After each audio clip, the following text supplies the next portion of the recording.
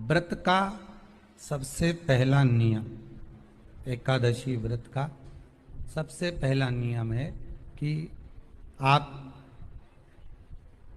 जिस दिन व्रत करो उसके एक दिन पहले भक्ति का संचार इस हृदय में कर लो। भक्ति का संचार इस हृदय में कर लीजिए। जिस दिन आप व्रत करो, जैसे एकादशी का व्रत कर रहे हो तो दशमी के दिन शाम का समय जब आवे, रात्रि जब होने लगे, शाम का समय आवे और रात्रि का आप जब भोजन ग्रहण करो तो उस भोजन में कोई ऐसा पदार्थ ग्रहण मत करिए जिस पदार्थ के कारण आपकी एकादशी बिगड़ जाए।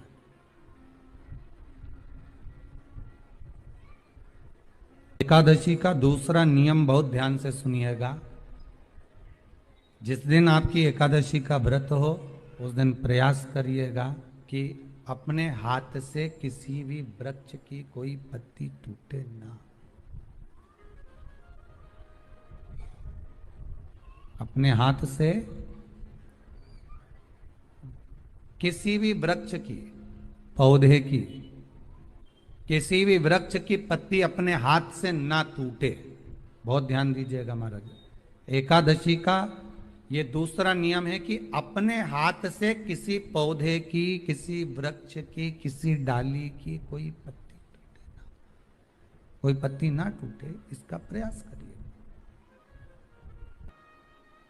यहां पर तीसरे नंबर का जो, चौथे नंबर का जो उपाय बताया है, उपवास करने का जो नियम बताया, उसमें वर्णन किया एकादशी के दिन अगर आपका व्रत है तो आप भूलवश भी डब्बे में रखी हुई रोटी गाय को ना देते हुए कुछ थोड़ा सा फल, फलहार, कोई केला, कोई सेब, जो आप खाते हो, अंगूर, पपीता, जो आप ग्रहण कर रहे हो उसका थोड़ा सा भाग आप गाय को प्रदान करो। आप गाय को दीजिए।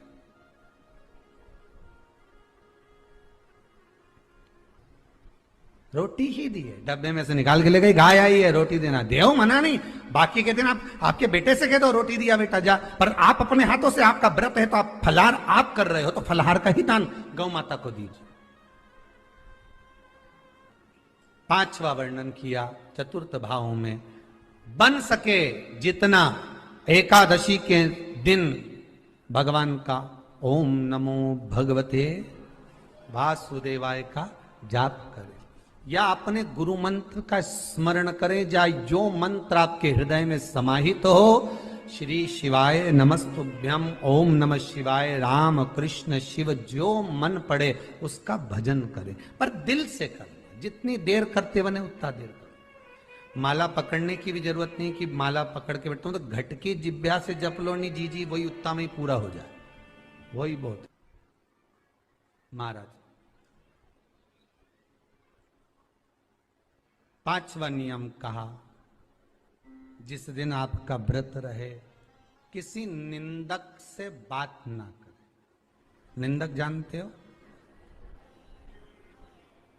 भाई दूज के दिन, दिवाली की जो भाई दूज होती है ना, होली दिवाली की जो दूज होती है, उनमें ऐसा गोबर का भाई दूज बनाते हैं और पास में एक चुगलखोर भी बना है और चुगलखोर के ऊपर ऐसा भाटा धर दे, एक पत्थर।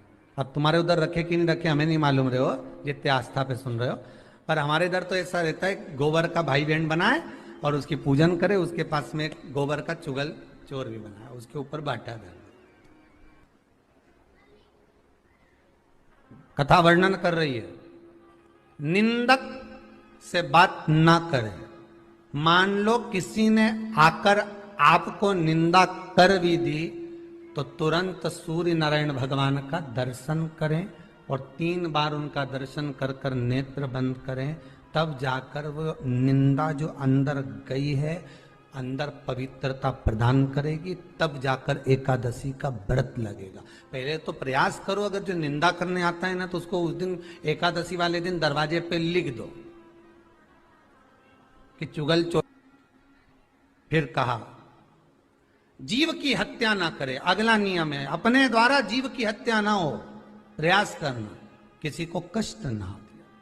18 नियम में से एक नियम और, प्रयास करिएगा एकादशी जब भी करें तो द्वादशी से जुड़ी हुई करें, दसवीं से जुड़ी हुई एकादशी कम करें।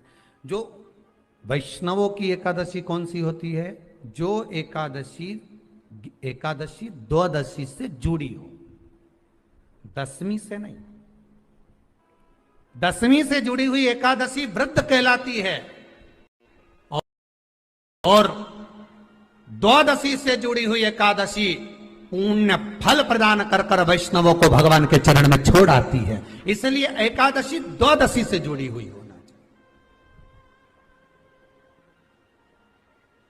वैष्णव एकादशी। फिर अगला वर्णन किया गया। महाराज शास्त्र कहता है, अगला वर्णन जो किया गया उसमें बताया, प्रयास करें जिस दिन एकादशी हो उस दिन घर में बुआरी झाड़ू आदि जो लगती है वो दूसरा लगा ले। क्यों? उसका वर्णन है, अगर आप बुआरी लगाएंगे, झाड़ू लगाएंगे, पोछा लगाएंगे तो हो सकता है कोई जीव आपके हाथ के द्वारा मर जाए। अब एक बार ये कथा हमने काशी में कह दी थी। क्या करोगे? सारे व्रतों में केवल एक व्रत ऐसा होता है एकादशी का जिसका उद्यापन पहली एकादशी पर भी कर सकते हो। सारे उद्यापन में केवल एक उद्यापन ऐसा होता है, सारे व्रतों में एक व्रत का उद्यापन ऐसा होता है, वो है एकादशी का। ये जरूरी नहीं कि 26 पूरी होगी तभी तुम करोगे, या तो पहली में ही कर लो या फिर 26 पूरी हो तब कर। पर उद्यापन, अगर तुमको ऐसा लगे कि हाँ मैं अभी तो जीऊंगी हो, अभी तुम्हारा बाल भी धोला नहीं हुआ, तुमको ऐसा लगे तो अभी तुम्हें तो बढ़िया, तो पहली पर करने से क्या फल मिलेगा? तो एकादशी की नियमावली कहती है, अगर मान लो आपने पहली एकादशी पर भी उद्यापन कर लिया, इसके बाद में जितनी एकादशी करोगे वो सारी तुम्हारे खाते में जुड़ती जाएगी। मतलब बैंक में खाता खोल लो, ठीक है? खाता खोल लिया, अब जितना कमाता जाओगा उसमें डालते जाओ, जितनी कमाई करके लाओगे उसमें जमा करते जाओ। एकादशी एक बार उद्यापन पहले में भी हो गया तो बाकी का पुण्य तुम्हारे खाते में आ जाएगा, उसका पुण्य।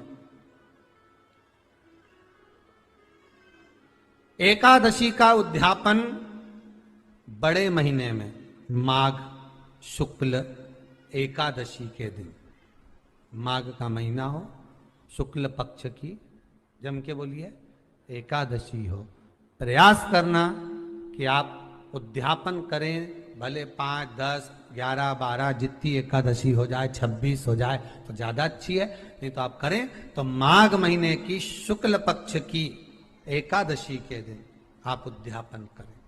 प्रयासरत करें, प्रयास। बड़े महीने के अंतर्गत जो उद्यापन, हाँ चतुर्मास के अंतर्गत उद्यापन नहीं होता एकादशी का, बहुत ध्यान दीजिए हमारा। ये जो सावन भादो कुंवर कार्तिक जो 4 महीना होते हैं भगवान के शयन करने के, इसके अंतर्गत एकादशी का उद्यापन नहीं होता और इसके अंतर्गत उद्यापन करना भी नहीं चाहिए एकादशी हमारा।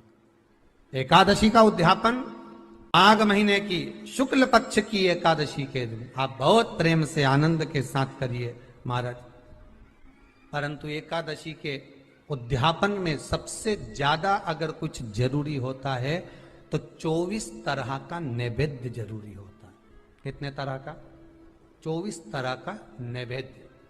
अब आप कहोगे गुरुजी उद्यापन हम कर रहे हैं एकादशी का, तो उसमें तो फलहार का हमें नैवेद्य बनाना चाहिए। तो फिर ये पुराण के अंतर्गत स्कंद पुराण में ये चीज लिखी है कि एकादशी का जब उद्यापन करते हैं तो 24 तरह का नैवेद्य बनाकर सिद्ध करते हैं। 24 तरह का नैवेद्य जान रख लेना, हलवा बना लो, खीर बना लो, पूड़ी बना लो, सब्जी बना लो, पकौड़ा बना लो, भजिया बना लो, ऐसे 24 तरह का नैवेद्य अलग अलग चाहिए।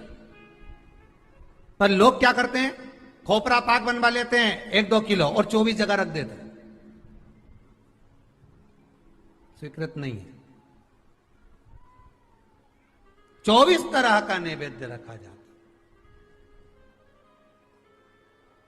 महाराज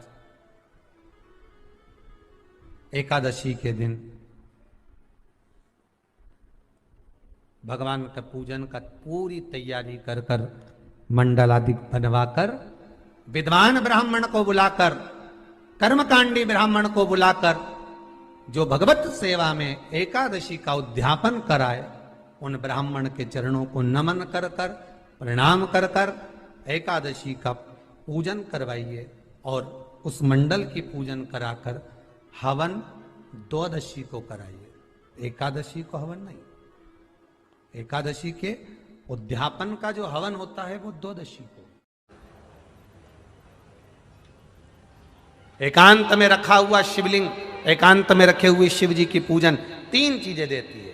पहला, हमारी उम्र बढ़ाती है। दूसरा, बड़ी बीमारी शरीर में एकांत का शिवलिंग कभी नहीं आने देता। और तीसरा, हमारे जीवन में कभी वैभव की, सत्ता की और लक्ष्मी की कमी नहीं आने देता। ये एकांतेश्वर।